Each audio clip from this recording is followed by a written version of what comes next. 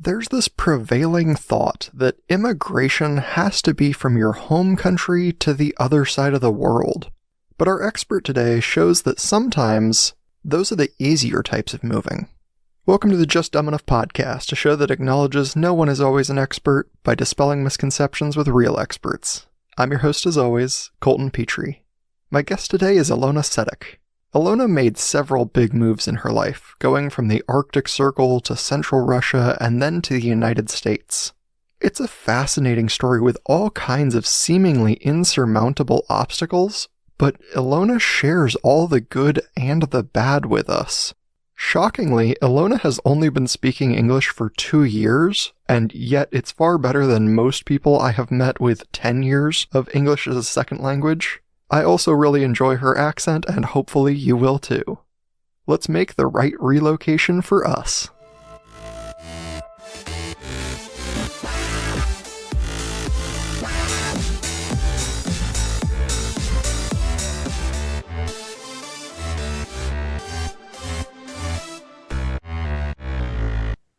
Welcome to the show, Ilona Seddik. Hi, Colton. Nice to see you.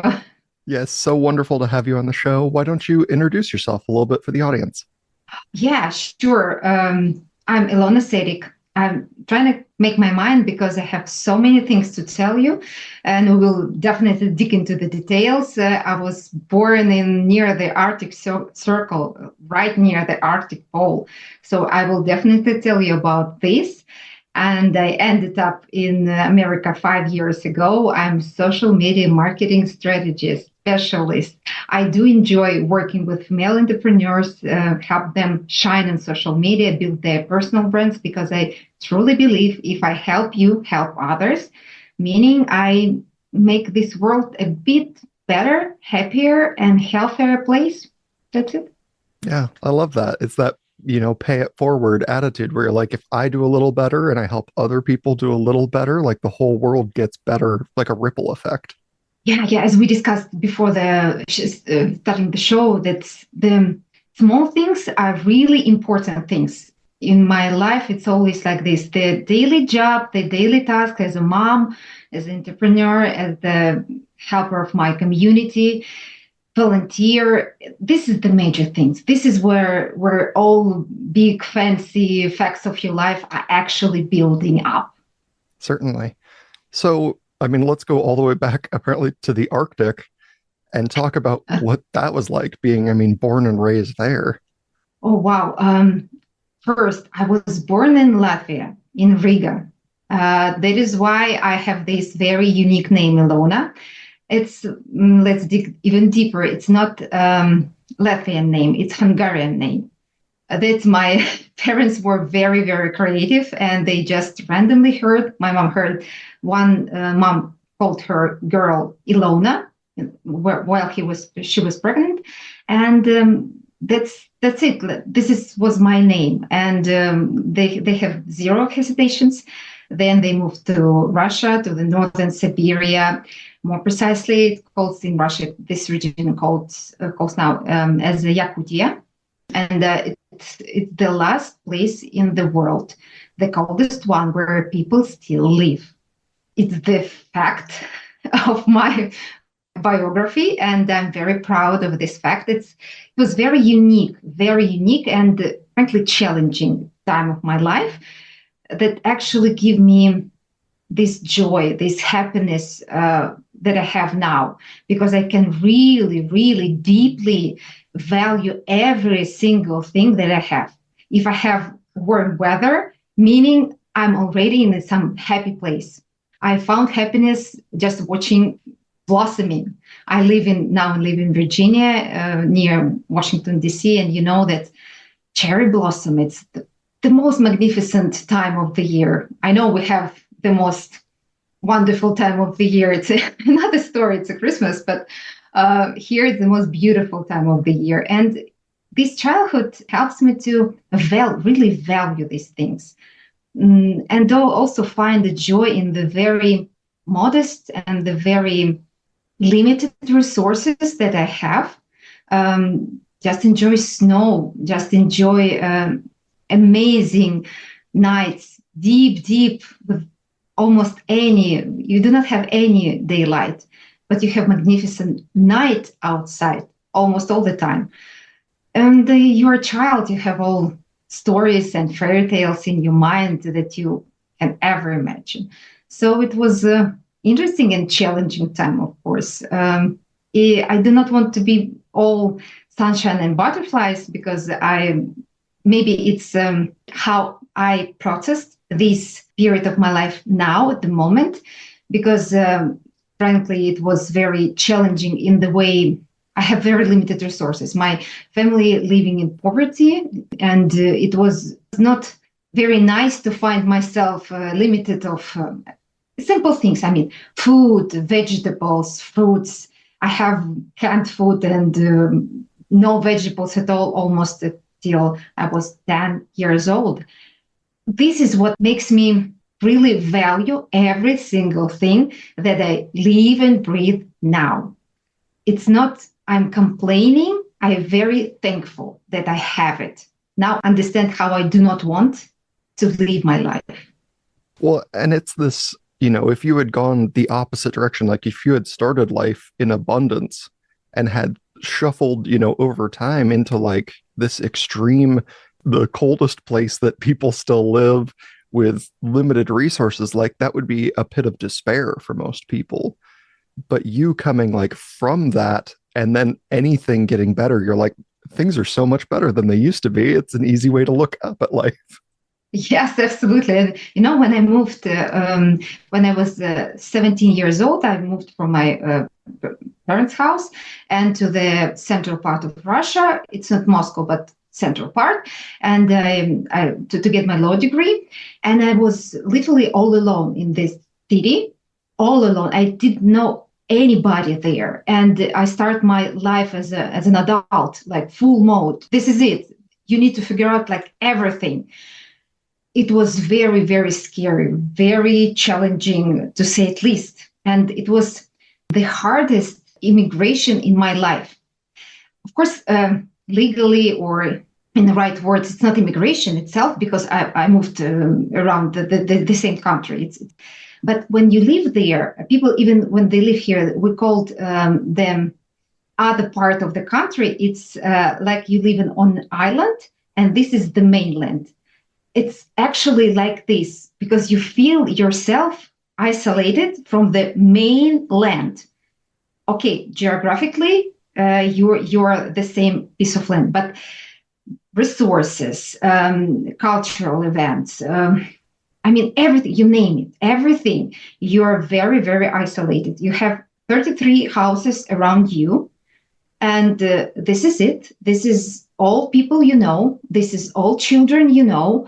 Like, bottom line, you need to figure out and adapt to life you have. You have no chance to move schools, to move, cities. Maybe you do not find the enjoyable life in one place. You can move to another place. No, you need to figure out everything.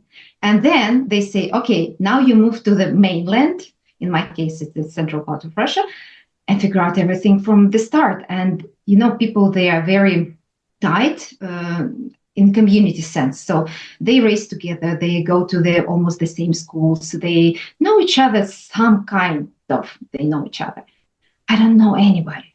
And it's really not nice feeling to have. It was struggle, but this is what makes my immigration here, as I understood later, to the United States, the easiest one, because I did my hard job there at age of 17 years old, not to lose myself in addictions, not to lose myself in destructive behavior, not to lose myself in any of these type of things.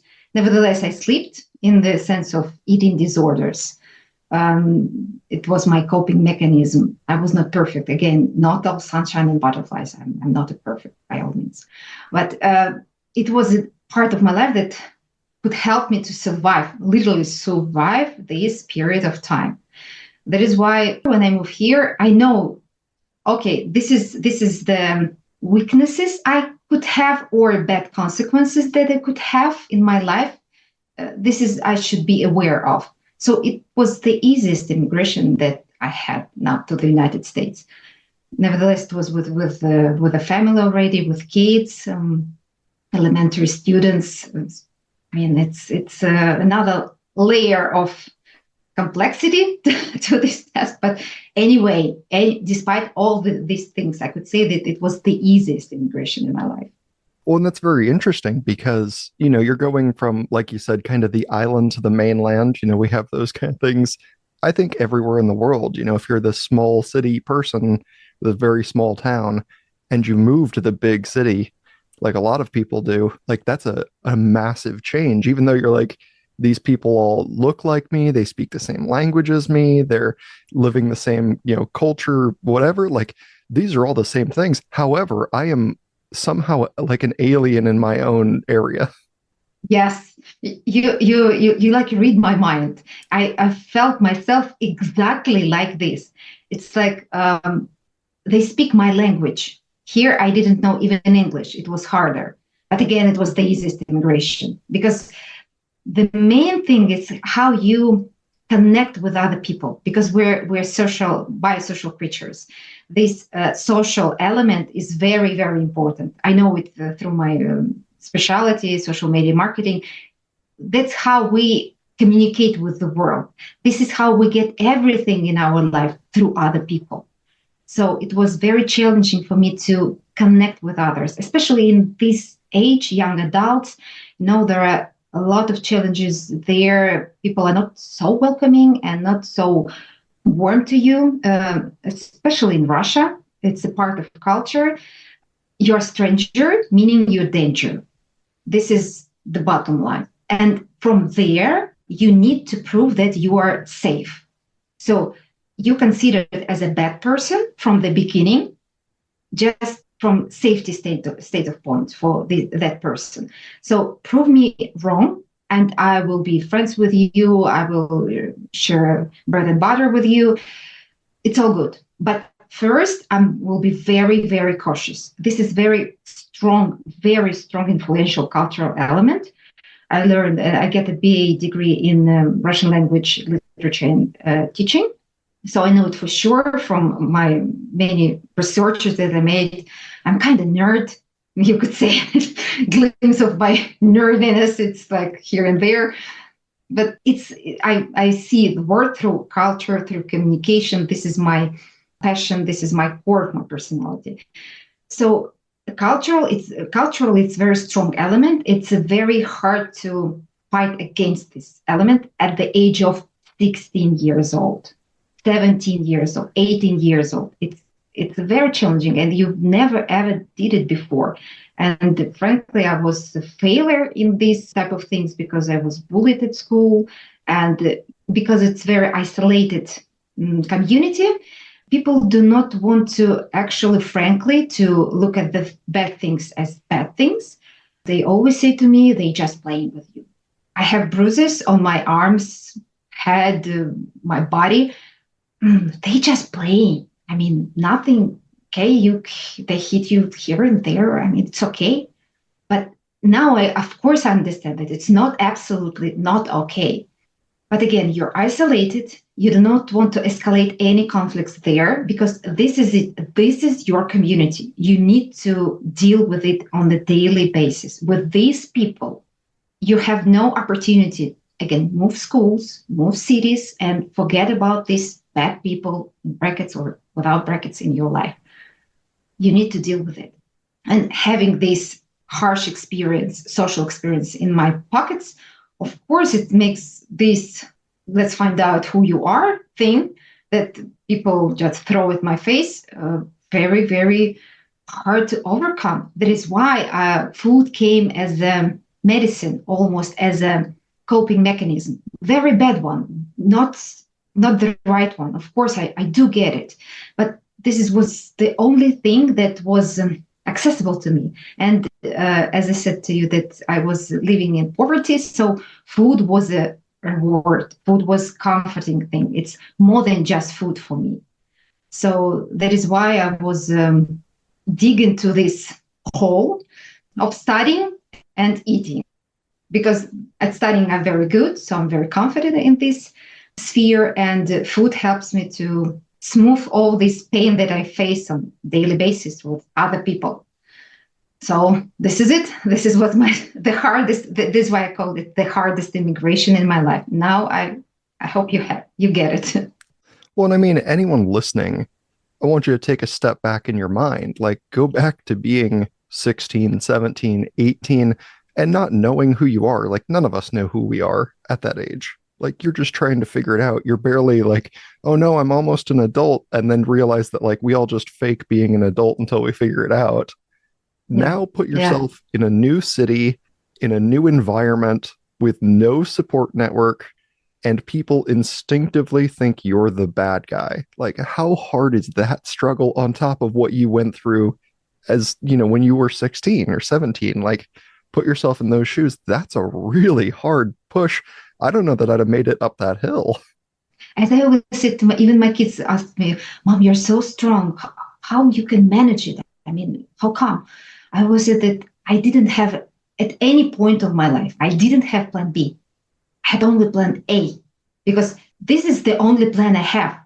Maybe it's partly mentality of living in the small city in the deep north of Neverland or whatever land, like in the middle of nowhere, like my son always said, middle of nowhere. Yeah, it's literally there. I don't have any other options. Again, it was the only option from my parents to send me to college, to the university, to have a law degree. I mean, it's a huge honor and responsibility. This is, I clearly saw it, even at the age of 17 years old, I clearly saw it as my ticket to my life, actually, to my, I don't know, happy life, whatever, but this is my ticket to life, actually, because I really understood that I can live not very happily, not very rich life as my parents, and I do not want this life. I want something bigger. This is the only chance I have.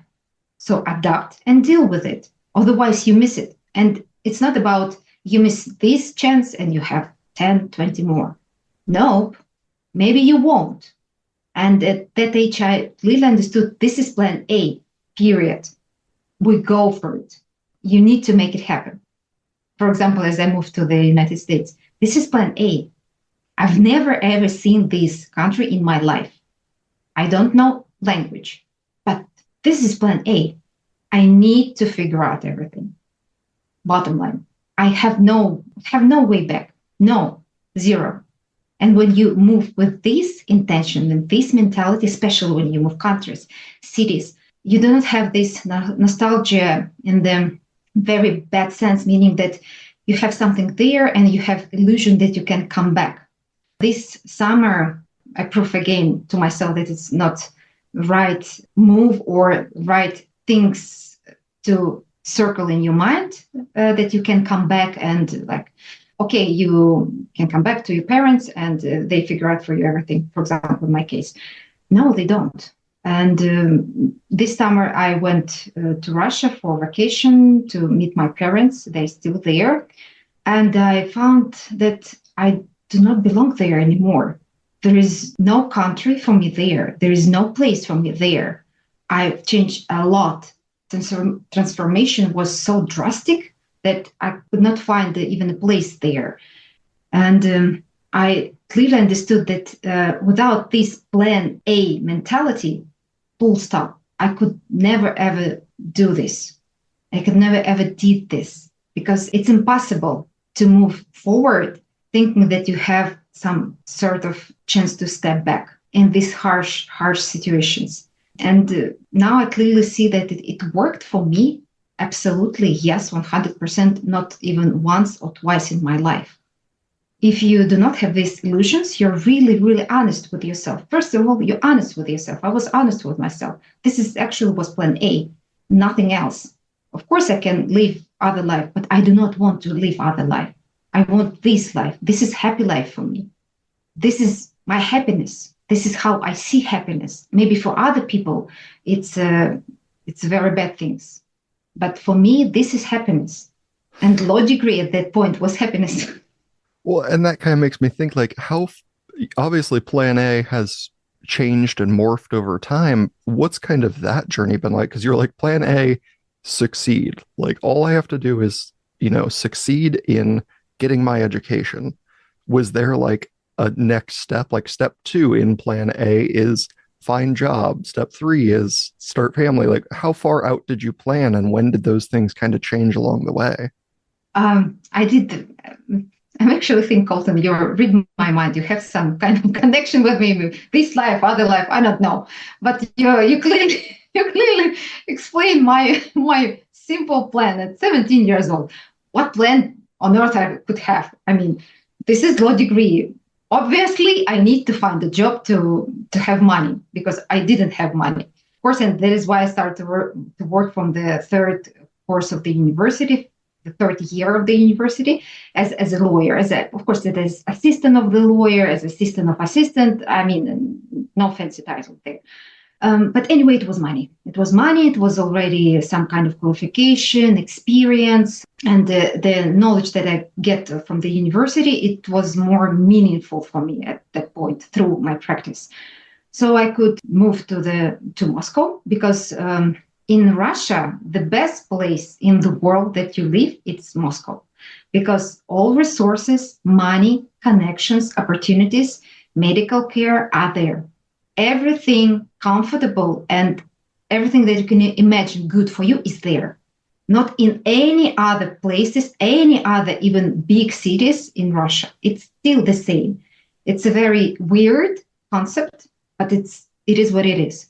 You want to live good, really comfortable life, move Moscow. Move to Moscow.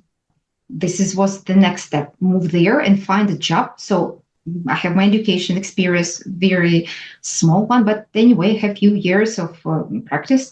So I could find a good job. Of course, in the very entry level, it was assistant of assistant of assistant, but in the very big corporation. Till now, it's the world's biggest corporation in the mineral fertilizers, the only one now. And really, it's then I started my corporate career as a lawyer, corporate lawyer, with all corporate ladders, steps that you can imagine. It's not something drastically different from American culture because anyway, this corporate culture was brought to Russia from the United States. So it's quite the same. So I had these 10 years of climbing to find out that I don't want to climb anymore. I don't find any sense in this climbing. And that is when I start to remember myself, what was fashionable, what was enjoyable for me when I was a child. It was reading. It was simple as reading a book. It was happy place. It's a place to escape, to see other places in the world. Reading. I had nothing at that time. We didn't have phones. We didn't have good TV. So books and Russian language, literature, teaching. I had kids at that point already, two of them, one by one. And I said, okay, I have small kids. I have time till they go to school. I have time to get another degree. So I start my journey as a young mom of two, very passionate, very independent boy and girl. And I was a student. And again, I found my happy place. I found the meaning, purpose, not just climbing. I did it already. It's not fun, or it's not an interesting thing for me. Now I want to be connected towards something more important than me, something that could really change the world, because ideas can really change the world. Because I saw it from the perspective of law, from how you can change the world from inside the system. You cannot. You can change the world only from cultural, from people's mind point of view. This is the only way. And it was very interesting for me. Well, and again, like, you just tend to take on like challenges on challenges as if they're nothing, where you're like, okay, well, I've got this career that I've worked very hard for in the place I want to be. And now I've got a family and I'm trying to find my hobbies and I'm also going back to school. All of these things just kind of like stacking up. And that was just your mindset to say, like, in order for me to move forward, this is the path. Like that's it. That's all I've got. Yes, and for the Colton, for many people, they even for my father, he usually even this summer he said to me, like you drop one career, you start another one, you dropped it, you start another one, you dropped it. In mindset of that people, you really do stupid things. But when you walk my shoes, I really try to find my purpose, who I am, who I really am, what gifts I have for this world. Because at the end of the day, this is how I can fulfill my life. This is how I feel myself happy. It's not about money. It's not about living in the fancy house, not fancy house. I did it I lived in the different circumstances. Of course, when you live in the comfortable climate, it's much more nicer than its cold one. But anyway, it's not about this, primarily about this. It's about something bigger than you. And I always try to find this something bigger than me. And what was the insight from this journey, the biggest one for me, it's how you actually can combine all skill set that you have. It's not about starting and throwing it away, starting through it. It's about gaining and gaining another skill set. So at the end of your journey, you find yourself that you can actually be an excellent expert because you know you have analytical, systematic way of thinking, you have perseverance, you have commitment, you have deep cultural knowledge, you have passion for communication with people, and you see a world from a very different perspective because you live in so many places. You married to Arab man, for example, and you have like relatives all over the world, and it's another universe that he opened to me. And you see your work with absolutely another angle that you cannot ever have at the university or working your 9 to 5 job, even for 20, 30 years. It's this combination of skill set and experience that you have, even languages that you can speak, 4 languages, I can speak 4 languages, gives you this type of skill set and excitement to work as you are now, because you know for sure this is what you want to do. Well, and I think it's really important, like the life that you lived growing up and realizing like these small things that made life just better, incrementally kind of helped you to chase your purpose a bit because you're like, look, I live in a comfortable place. Weather's not so bad. I have food. I have the freedom to pursue who I want to be. And I think so many people get trapped in that mindset where they're like, in order for me to be comfortable and stay comfortable, like I have to stay at this job that I hate, that like doesn't fulfill me in any way. And I don't think that's true at all. I think if people realized like for a 10% pay cut, you could live a significantly better life is such a weird concept that people will never think about it. Yes, absolutely. And can you imagine how much energy do you need to literally force yourself to go to this hateful work? Because I did it at the end of my 10 years journey as a corporate lawyer. I found myself in the place that I saw it before. Like if it was different situations, different contracts or deals that I deal with, but it was almost like the same. It's like the same people, but with the different faces. It's the same conversations, but with the slightly another people. It's like I knew it. I do not have anything there that could be joyful for me. And it was the right moment to switch gears and say, no, I don't want this. I want something bigger than this, because also the huge motivation for me in this period of life was my kids. It was always the way to show them that it's possible, not to tell them that it's possible. You can live happily ever after, you can find your purpose, you can find a good job, you need to have a good education, but actually live it and to show them it's possible. Because I saw how it worked. It's magnificent how these amazing small creatures could learn from even what they see from you. I wrote my first book when I just moved to the United States. It was a novel. It was in Russian language about my experience as a domestic violence survivor. And they do not know any details. They knew that mommy is writing a book. It will be released soon. This is the book. They were too small to figure out everything. But within weeks, I saw the drastic change in them. They start writing their books in their very playful, very like minor way, how they understand it. It was, I normalize this for my kids. To write a book, it's not, you don't need to be someone very, very important, very, very sophisticated, very gifted, extremely unique person that have monuments in all cities of the world. And at this time and that period of time, you have right to write a book.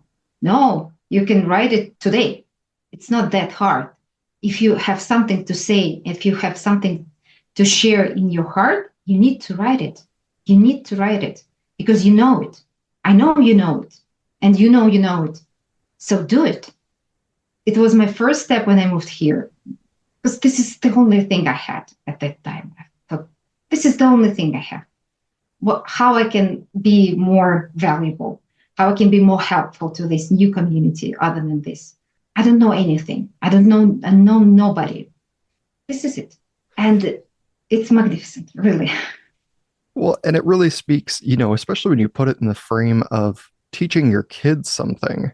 Like there is learned knowledge and then there's like earned knowledge where you're like, if you've lived it, it's much different than like if you just read about it, because reading about something might put the idea in your mind and then Yes. seeing it done or doing it yourself, like there's this huge jump of understanding in there. And so I'm sure your kids like seeing you being like, oh, I'm going to write a book. And they're like, okay, I know books are out there and people write them.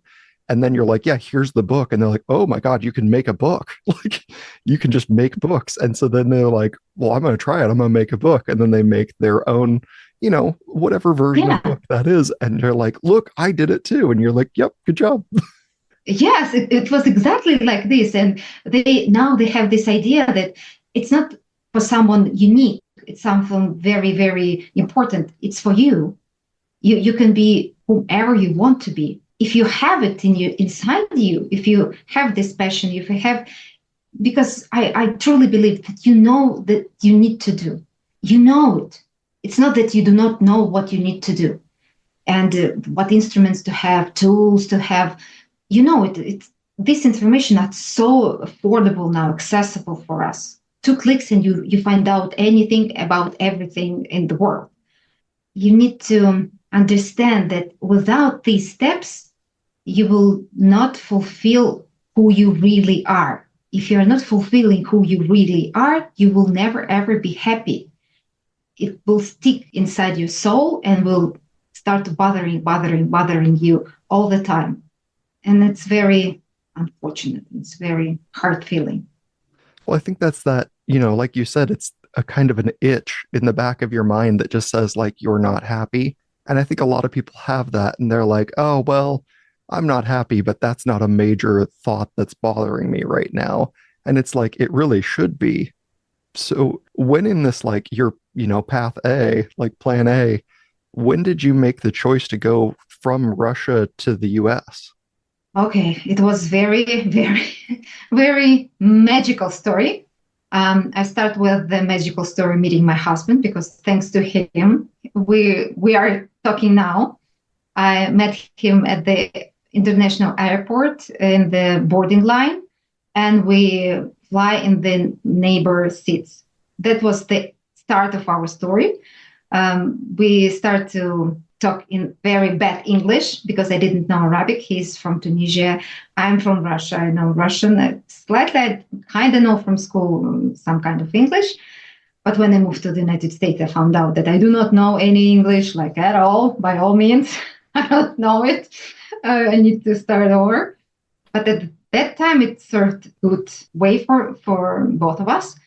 And it was ups and downs. We had 2 kids, and he had a job opportunity. He is a journalist, by the way. It's very unexpected in his career path. So he could change his career and move countries. It was anticipated for our family. That is why when I start with my Russian language and literature degree, I thought about always how I can be helpful to not only in Russia, because I thought as a Russian language is an international language, it's actually a language of the United Nations, one of the languages of the United Nations. Of course, I didn't expect that it would be that type of situation like right now. So nobody actually interested in any Russian language, and I do get it. But at the time, it was an opportunity. It was interesting for me, and the opportunity to have something bigger than just being a lawyer inside Russia. There is no way I could bring it here. Like there is no way. So we moved with his change of career, and it was magical. It was unexpected. He didn't try to find it or pursue moving to the United States at all. It was sudden decision. They just found him, and he said yes, because it's one in a lifetime you will be proposed to have a job in the United States. Living in Russia, I didn't dare to dream about America. Like it was not, I do want it, but I even was so afraid to say myself that it's possible for me. It was too far. It was too fancy. It was too gorgeous for me. And I didn't know anything about country. I saw American movies, these movies of 90s, Bisbee, NSYNC, like Bye, Bye, Bye, this absolutely amazing song. It's the song of my childhood. Come on, guys, this is where I grew up with, because people normally say, how come you lived in Russia? And Bisbee and Sing and Britney Spears, like what? You probably should listen something Russian appropriate more. I could say my childhood was in 90s and early 2000s. So it was then time when Soviet Union falls, and it all like rolling out for us from Europe, from the United States, and we like grabbing everything that we can grab from this culture, because it was like closed country. Now we open. Later on, of course, the culture was adapted. We adapt some things, not take other things. But this period of time, I knew almost everything about the United States, how people live there, movies, music. All culture that you can imagine. It was part of my culture.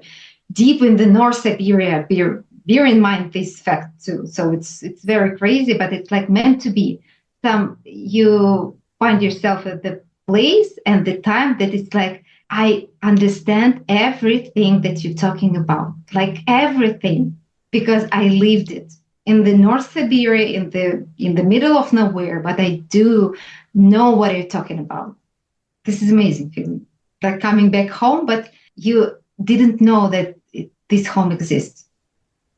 Was that kind of the same thought where you're like, moving from northern Siberia to Moscow, like that's such a huge jump that you're like, this is the top standard of living, like going to here is this major jump. Was that the same kind of feeling where you're like, you're in Moscow and you're like, man, if I went to the US, like that's this enormous jump in, that's where all the resource kind of stuff is? Or was that just like, oh, this is where the culture I enjoy is? No, for Moscow, it was a cultural shock as well. I lived already in the central part of Russia. It was Republic Mary El, the region of Russia, and then Moscow. It's not so far away, but it's so far in the resources and the culture, in these meanings. And when I first saw these fancy cars, these gorgeous restaurants, I was like, oh, is it actually possible? Like, this is how people actually can live? Are you kidding me? I could never believe that people can live that type of life. It was absolutely amazing and eye-opening for me. And I learned it from the early years of my university, because the only way to travel for me at that time was scientific researches, conferences that I could attend as a student. And I entered all possible conferences that I could participate. So I could travel at least around my region, to Moscow, to neighbor regions, because it was the only way to do this. And it was very magnificent. And from that period of time, I understood that this is the place where I actually can live, and I won't live there nowhere else, because I saw other regions. It's plus minus the same the lifestyle that I have now. I want something more. I want something bigger. This is actually the level of life I want to have. I don't know how. I don't know with what resources. So I don't have any specific plan. I do want to live there. This is would be my plan A. So what I need to do to move there, let's figure out. And I took a few years to have a strategy step by step to move there. It was not one time, one chance, or just let's make it happen. No, nerdy part is still here. I'm very strategic, planning, and boring in this part. So it was absolutely a cultural shock, but cultural shock that helps me to understand what I want. And, you had a lot of like movies and music and stuff from America. When you immigrated from Russia to here, was there like a perception you had to get used to where you're like, oh, it's not exactly like the movies? Or were you like, no, this is pretty close? I have both feelings at the same time, because from one hand, first I didn't go out for 1 week almost outside. I just watching people like from my window, from my apartment when we moved, because this feeling is crazy. Like you see people, they move the same, they look the same, plus minuses. They have two eyes, no, like all organs, the same people, but they not from the moon. They like from another universe of human beings. It's something extremely different from anything and everything that you experience in your whole life. At that point, I had already my experience entering Arabic culture as a wife of an Arab man, and it taught me that stranger is not a danger. Stranger is something different from you. Let's meet. Let's meet this different from you creature and decide later whether it will be danger, good, neutral thing for you. But thanks to this experience, I eliminate the stigma from my mind that strangers are bringing from another culture can bring danger to me, to my life. And this is what helps me to really integrate into the culture of the United States, because from one hand, it was very difficult and challenging. I didn't know language, I didn't know any etiquette norms or how people communicate, daily life. And you don't understand it. That is important unless you leave your country. You leave everything that you knew before for 35 years and you start from scratch. And now you full mode, you mom, you're very responsible for everything. You need to enroll your kids into the school. You need to figure out, you need to talk with the teachers. You need to understand everything that you receive, all information, because you are the only one who can make it happen. Because your husband, he's at work. This is your job. Figure out. And sometimes it took me 2 or 3 hours to just reply to the email, simple email from my teacher of my daughter or my son, because I didn't know how to reply, what to say, how to say it. It was very difficult in the sense of language and sense how I should build this communication, because it's so different from what I experienced before. And these movies and music that I absorb in my life, it helped a lot, because from this point of view, it was, I saw these things in my life, but I saw another things that I didn't expect that I could find here. It's not that simple as it was brought to me in Russia. It's a huge, amazing country with very different cultural backgrounds for the very different states. It's the one thing that you live on the East. That's another thing that you live in the Midwest. It's absolutely another thing if you live on the West Coast. This is what you get living here. People actually could express the same things differently in the different states. So that's why social media, it was my only tool to figure out these things. How people actually in very normal daily life communicate with each other. as human beings, what's appropriate, what's not appropriate, what you should say, what should not say, how people see different things, why they make that decision or another decision, how they make decisions, what's the triggering points for them, why it's important, why it's not important. And of course, Netflix, because was great to all cultural things. Again, I watch all series, TV shows, because I absorb these, how people communicate, emotions, expressions, posture, everything. Everything is a teaching tool for you if you do not have resources to have, for example, private tutor who will teach you all these things like in Blinkenhoff and I. Of course, you can have it. You don't need to watch tons of series to find out these things. You just need to meet one person for 1, 2, 3 hours, and they will tell you everything. I didn't have this money at that point. Again, it was very sudden decision. We didn't expect it, and it's very, very sufficient for a budget for your family with 2 kids, to say at least. We have very limited resources at the time, like very, very limited. But I need to figure out all these things, language, culture, everything. I was like, this is once in a lifetime chance. You need to figure out everything. You need to do this for your kids, because this is the best future that you can ever provide to your kids. Like you said, this is plan A. You're like, plan A, I have to learn the culture and the language. There is no I can't go backwards and just be like, no, I don't speak English or do any of this. You're like, I have to have it. No way. Yes, it's absolutely was plan A, because I clearly understood that even at that point that this is the only way. This is the only safety. This is the only opportunities full of comfort and acceptance I can provide to my kids. Yeah. Nowhere in the world I could have this. And I know it for sure from my experience. It's not that I learned it read about this from anywhere. This is it. Really, this is the best country if you want to have these opportunities and you're really ready to work. You're ready to put your head down and just go for it. Well, and let's talk about English for a second. I love talking about English with people who's not their first language.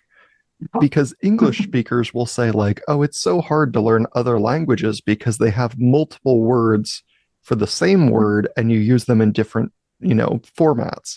It's like, oh, this is the very formal way of saying something. And this is the informal word for that same thing. And we're like, well, we don't have that in English. And you're like, well, we do in the way we talk. Like we actually you have it. Yeah, we do definitely have it. It's just the way that we say things. Like you would never talk to your friend and your boss's boss's boss in the same way ever. Like those two types of speech would be totally inappropriate, and yet we're like, well, we use the same words, like very differently though.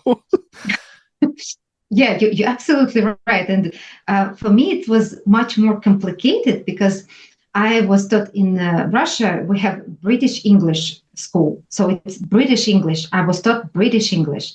And as I know now, it's completely another English language. Let's be honest. But because it's like British English and American English, it's 2 different languages. Because we see the world in the very different way. Culturally, we're so different. We speak one language, but we're 2 different nations. I clearly understand it from cultural point of view. That is why I need to retaught myself from very, very in the various ways, from pronunciation to meanings of the things, how I name different things, how should I express myself in the daily life in the formal way. It was learning everything at the same time. Well, and I don't think we addressed this like so far in the interview, but you and I talked about this before. You're like, I only have 2 years of English. Yeah. Which is incredible because, by the way, you're very good in English. I guess I would never have this much proficiency, but that's my plan A has never led me there yet. People always like, even when I was in business trip, I was flying to Minnesota as a videographer. I shoot a conference there. And on the way back to Washington, I found my neighbor and sit close to me. He said, like, 2 years of English, like, no way. And he started to talk with me, and it's like normal conversation about my living. I was living in Russia. People normally are fascinated about these facts, and they want to know more. And it was 2 hours flight. I have nothing to do, so I rather to have communication with another human being than watching whatever I watch on my phone. So it was a very interesting conversation. And at the end of, he said that you really get me. You really understand what I'm saying, because I try to say it not so quietly, not so in the very different way, and you really catch it. I'm like, oh my gosh, I passed the test or whatever it was. Like, okay, this is again learning curve. Another one for me. Okay, I know that this type of people are existing. So let's be ready next time. And actually, it's thanks to my work, because I start first as my social media journey as a strategist and on the Russian-speaking market, because it was easy decision for me, and at that time it was accessible. Now you know, and if you do not know, now you will know that social media, American social media, meaning all social media in Russia, are abundant, forbidden, and at some extent. So now posting content in Russian language here, you can reach only Russian-speaking audience here. It's a very limited market. So, of course, I changed my language and switched to English. And then I start to learn it through my profession. So I express myself, I start to writing posts about social media, about hooks, I don't know, everything that you know about short form videos, strategies, personal branding. And I start from writing, and I found myself that I wrote a post, and then I start to check it out with their various tools for grammar, and I found it's like all red, like mistakes, all kinds of mistakes. Okay, and I start to learn where I made a mistake, why I made this mistake, and next time I try to fix it. And this is where my starting point. And then I start to speak. It was terrible. Like, it was horrible, to say the least. Because one thing, when you start to talk in English is at the age of my kids, 5, 4, 6 years old, of course you can make mistakes. Like, it's very normal, even for your age, even if you are living here for 4 years of your tiny life. It's normal. But for me, making mistakes with all my degrees or my achievements, all my career, I had a PhD in constitutional law in Russia, like several languages, and now I make mistakes. It's like, you cannot do this. You cannot express yourself fully in the foreign language because you do not know it, not because you do not know the thing that you're talking about. You don't know right words, right expressions. You always start to digging some weird words in your mind, like this is right, this is not right. Oh, this is, I should put S at the end, or I shouldn't. Okay, it's a she, he, also I should put S. It's like all these conversations going through your mind. And at the end of this horrible journey, it's very encouraging when people around you, like, it's okay, you can make mistakes, and like, oh my gosh, it's like I feel myself better. And with time, of course, you become more and more confident, more and more improve your speaking skills, your ability to write, and then you find joy, you find this excitement to speak with such amazing people as you call them, to share your story with all details, with all different words and expressions that you can find in your mind. This is where joy really kicks in. And for these specific point, guys, you should try it. You should try to learn another language. If you do not know English, start learning English. It's not for only if you dream or you move to the United States. It's all over the world. It's the very best way to be connected to the whole world. It's English, absolutely. It's absolutely another opportunities for your brain, for your nervous system, for your personality, for your career. It's amazing. These joyful moments, it's worth it all. It's worth every single thing. Well, and I think the big one, like I've tried to learn a couple languages. I'm okay at best, we'll say that. But there's levels. Like I don't think people realize that there's a grading system for languages. You have A1 and A2, which is I barely understand and I kind of understand. Then you have B1 and B2, which is like I can read versus I can write. Like those, like I could watch a TV show and mostly get it. Then there is C1, which is native speaker. There is a level above that that is C2, and most people that speak a language cannot qualify for C2. So if you think you're really good at English, I absolutely say go online and find a C2 test because you will fail it. I Yeah, failed and it. you will find out. Yes, yes, absolutely.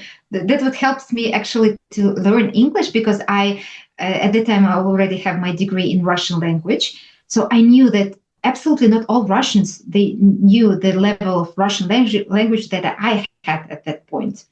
No way. And then I thought, okay, even English speakers, they made mistakes. Not as many as I am, of course. But anyway, it's a green light, kind of. Let's go for it and make a disclaimer that this is my second language. Please be more patient, or on the road you normally put this like student driver sign. Just please be merciful enough with me. This is the same type of thing. And that's fantastic because, like you said, you've learned the language, you're very good at it. And now you help other people to kind of gain traction in the directions they want to go in their life and to be better people and to make a better world. Like, that's such an amazing decision, I think, that you're just like, this is plan A. And I've never thought to stray from it because it's the only way forward. And I really love that. Yes, yes. Again, it was like when I found social media and I found American social media. I mean, inside the American community, it's something much more different from any other places in the world, even on social media. You feel more safe, you feel more free, you feel more sure about so many things in the safety perspective, especially. You can get it only if you enter another markets. But actually, you can express yourself as you are, as authentic as you are. That is why authentic marketing, it's the way to move forward for this world of social media. This is my absolutely clear statement for me, because all masks, all filters, it's gone. It's gone already. All these fake followers, all this fake engagement, it's gone, guys.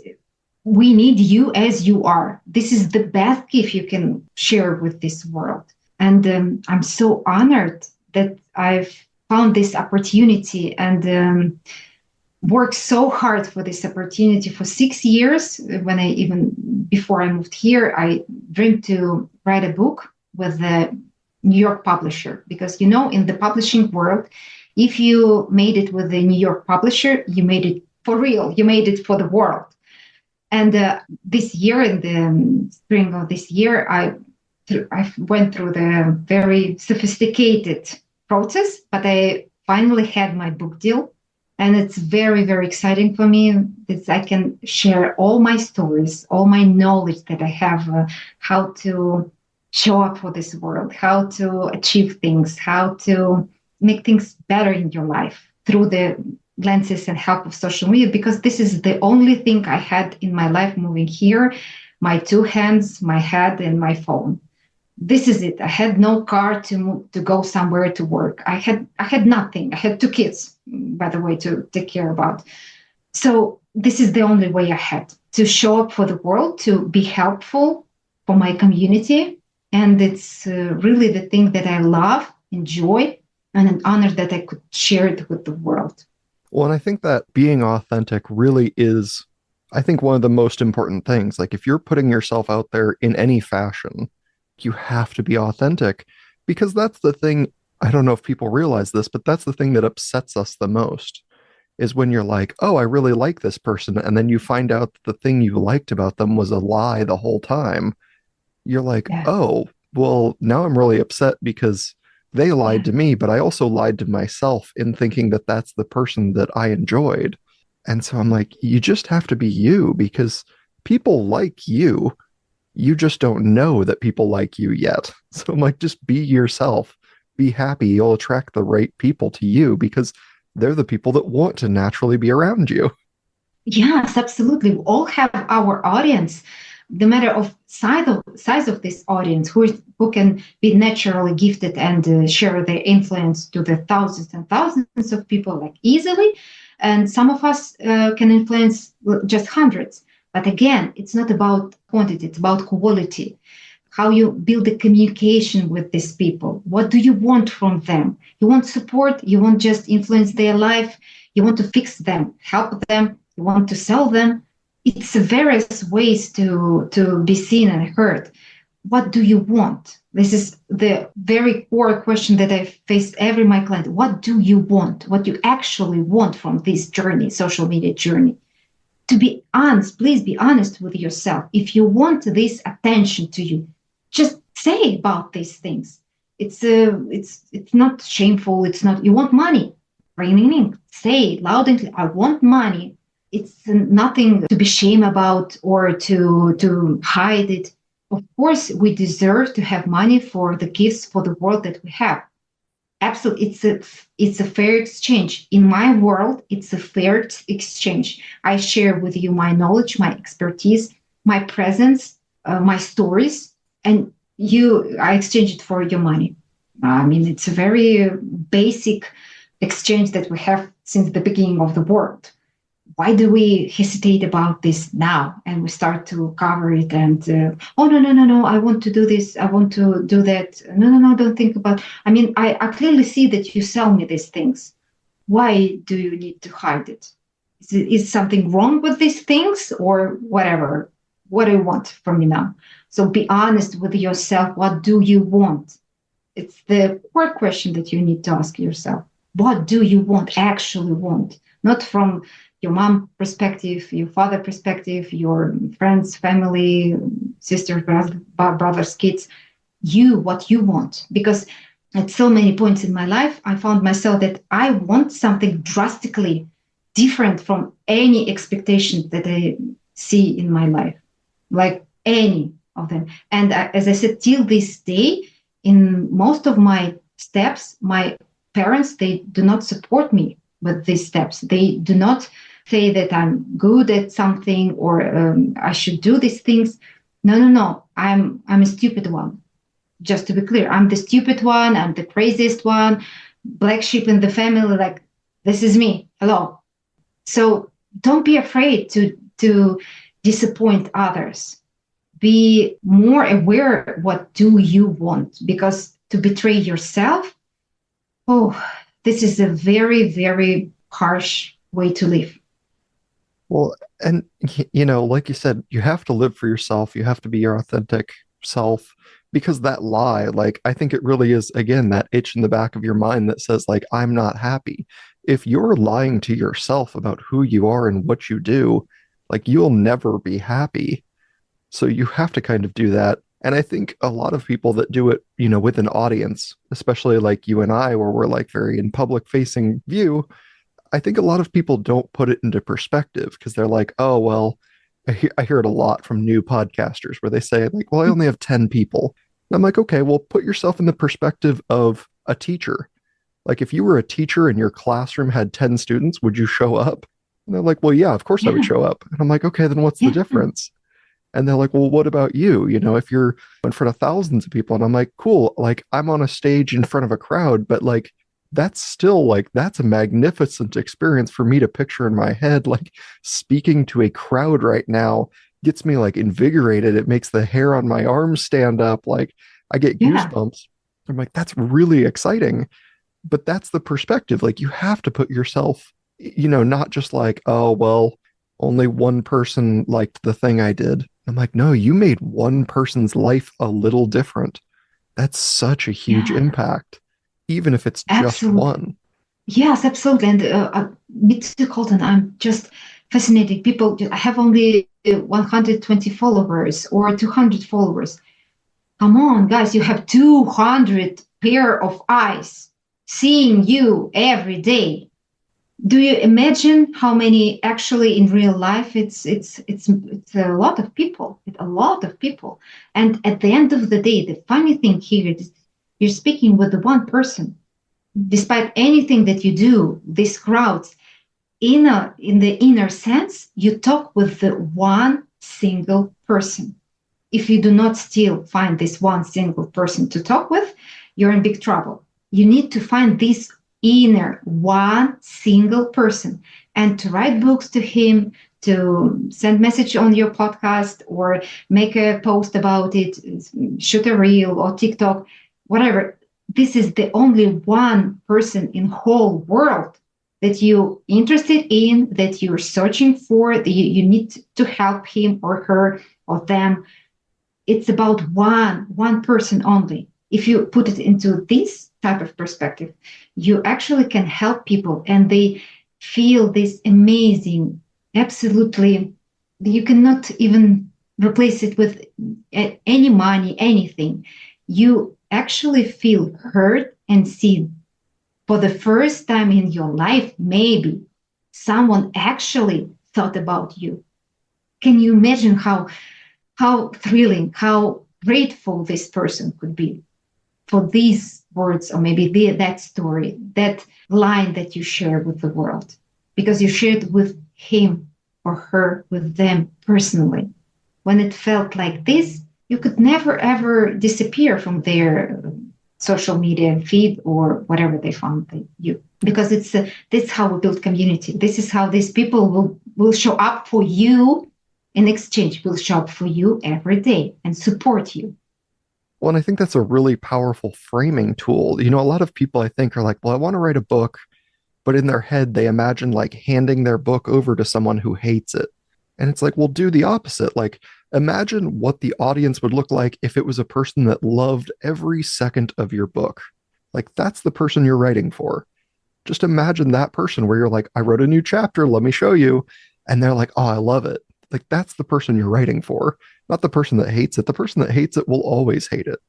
You're not writing for them. They don't matter to you. Like, that's not a thing. So write to the people that love your stuff, even if that's the imaginary person in your head, because you're like, I have no audience yet. Not yet. Yeah. Just like preface it with yet, because like you will, and it's the person in your head that loves the thing you're doing. Yeah, absolutely. I even try to give my clients this exercise / meditation when I suggest them to, can you imagine the moment that you, for example, wrote a book, because book in my system, it's the highest level of how you can communicate with the world, how you can deliver your personal brand to the world. This is the book. This is the highest point. You wrote your book. Just imagine the situation, the exact situation where you find yourself, who is around you, who share this happiness with you, who is the first person you call and you said, boom, I did it. Who are these people? Try to imagine, like, really live this situation. We all practicing at some extent meditations or being with myself alone a long time. Just imagine these moments. What situations, what people, who are these people? And you can really find so many resources, so much energy there, and that type of places when you can really live these moments, but in the future. So you attract this future into your actual life, because believe me, for your brain, there is no difference whether it happened in the past, now, or in future. If you live it, you actually live it, you taste it, you sniff it, you saw it, you hear it, you used all your senses, and you really put frankly, honestly, with yourself in that situation. Your brain said, okay, this is happening. This is what we need to go there. So what do I need to gain, to find, to go there, to feel this again? Because it's so good there. Your brain will think like this. It's a very, very extremely clever machine. And it puts all your body, all your emotions, senses, everything around you. You start to hear things, you start to meet people, everything will lead you to that exact place where you feel these feelings, because your brain enjoys these feelings. It's not about torture, it's about pleasure for him.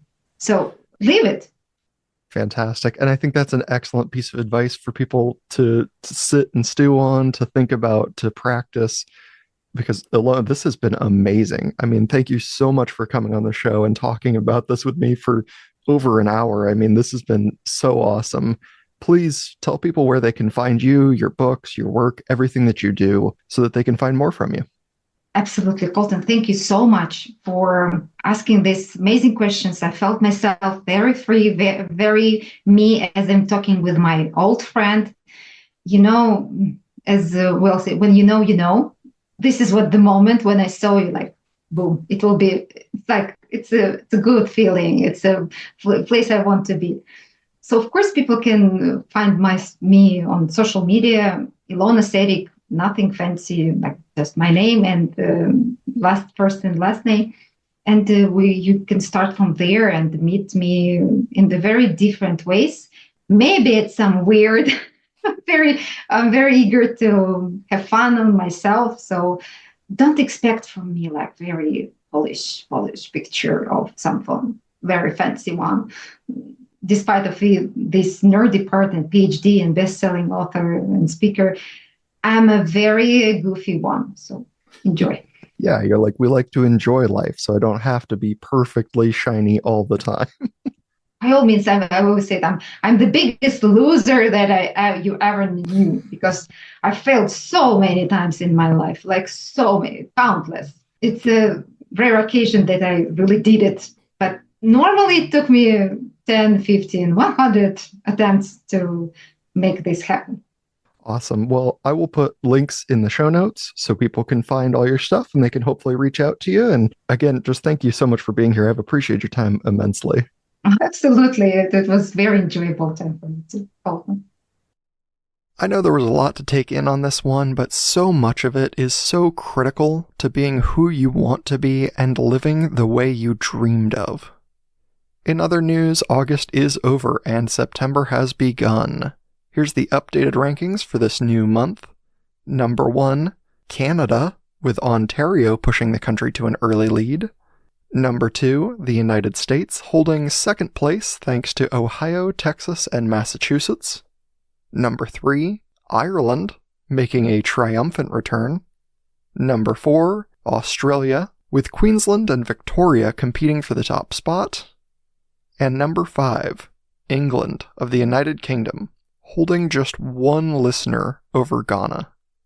That's it for this week. Have a great week, a great weekend, and I'll see you all back here next week for another new episode. Until that next episode, pretty pleased with all those things that help the show grow, like rating, reviewing, liking, and subscribing. Remember, you can reach out to dumbenoughpodcast@gmail.com or on any of the social media if you want to reach me personally. But most importantly, stay dumb.